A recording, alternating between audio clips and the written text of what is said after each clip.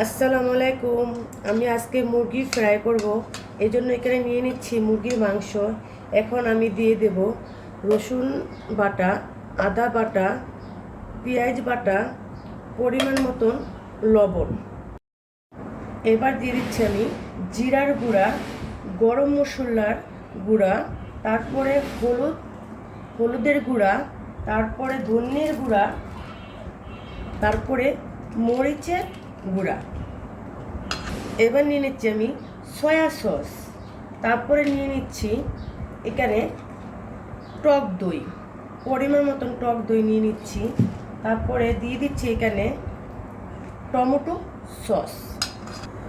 এখন আমি সবগুলো একসাথে মিক্স করে নিচ্ছি। মিশানো হয়ে গেলে আমরা এটা 1 ঘন্টা রেস্টে রেখে দেব। 1 ঘন্টা রেস্টের পরে দেখেন আমি চিকেনটা এখন ভেজে নেব। চিকেনটা ভাজার জন্য কড়াইতে তেল দিয়ে দিলাম, গরম হয়ে গেছে। এখন আমি এক এক করে সবগুলো চিকেন দিয়ে দেব।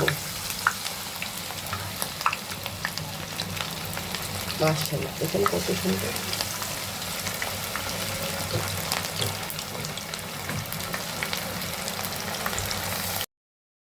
মাশাআল্লাহ, দেখেন কি সুন্দর কালার হয়েছে।